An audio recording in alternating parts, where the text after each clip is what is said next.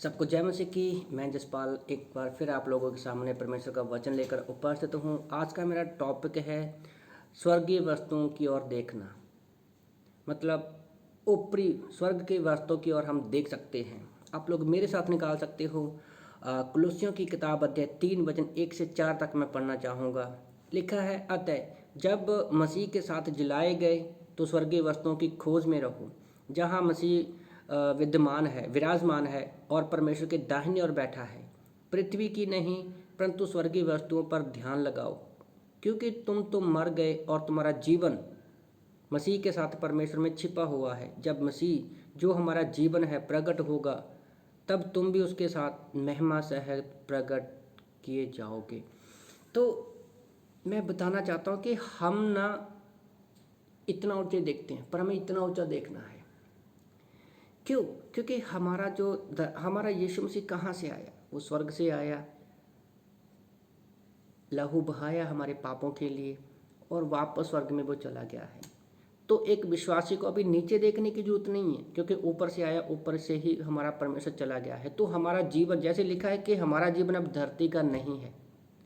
गलातियों 2:20 के अनुसार हम यीशु मसीह में क्या है, क्रूस पर चढ़ाए गए हैं साथ में, और आत्मा में क्या है, हम उसमें उसके साथ जीवित हो गए हैं।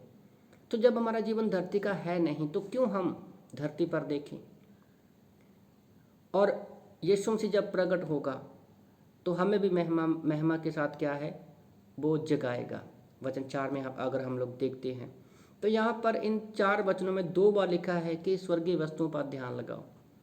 हमें ध्यान राज्य करने, आज धरती पर क्या है, हर एक व्यक्ति राज्य करने के बारे में सोचता है। तो राज्य करना है ना, तो परमेश्वर हमें मौका दे रहा है। यहाँ पर आप 70-80 साल की, ज़्यादा से ज़्यादा 100 साल की उम्र में कितना राज्य कर सकोगे आप किसी के ऊपर? और आपको अब किसी के ऊपर राज्य करेंगे भी ना, तो लोग आपको उस नज़र से नहीं देखेंगे कि आप राज्य कर सको। पर परमेश्वर 1000 साल का राज्य में हमें क्या है देगा, हमें राज्य करने के लिए। 1000 साल में हम परमेश्वर के साथ राज्य करेंगे। आप सोच कर देखो कि आपने धरती पर नज़र लगाकर, है ना, यहाँ पर राज्य करने के बारे में सोच रहे हो, जब परमेश्वर के साथ राज्य करना है। और याद रखो, धरती पर अंधकार है, क्योंकि पूरा संसार क्या है, शैतान के वश में है। पर मैं वचन पढ़ रहा था यशायाह की किताब अध्याय 60 वचन 19 में, यशायाह 60:19 में परमेश्वर का वचन कहता है, फिर दिन को सूर्य तेरा उजाला ना होगा, ना चांदनी के लिए चंद्रमा, परंतु यहोवा के लिए सदा का उजाला तेरी परमेश्वर तेरी शोभा ठहरेगा।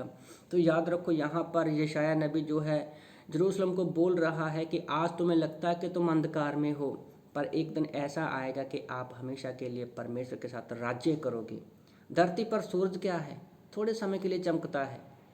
रात की रोशनी क्या है, थोड़े समय के लिए होती है। पर एक दिन जब 1000 साल के राज्य में जाएंगे परमेश्वर के साथ, तो परमेश्वर हमारे साथ वो राज्य करेगा, हम उसके साथ राज्य करेंगे। और हमारा राजा कौन होगा? यीशु मसीह होगा। और वहाँ पर कोई लड़ाई झगड़ा कुछ भी नहीं होगा। और हम एक बोलते हैं ना, एक स्टाइल की तरह, स्टाइल में परमेश्वर के साथ राज्य करेंगे। और हमारे पास महिमामय शरीर होगा। हम यहाँ से पलक झपकते ही परमेश्वर के पास सामने जा सकते हैं। यहाँ तो अगर आप राज्य करते हो, कोई भी बड़े अधिकारी हो, आपको ट्रैफिक में फंस सकते हो, सिक्योरिटी की जरूरत पड़ती है। पर 1000 साल के राज्य में किसी भी सिक्योरिटी की जरूरत नहीं, कि हमारा रक्षक कौन है, परमेश्वर होगा। तो आप लोगों को मैं उत्साहित करना चाहता हूँ इस छोटे से मैसेज के द्वारा, कि आप संसार की चीज़ों पर नहीं, परमेश्वर की स्वर्गीय चीज़ों पर अपना ध्यान लगाओ कि कैसे हम 1000 साल में राज्य करेंगे। तो इन वचनों से प्रभु आप सबको आशीष दे। आमीन।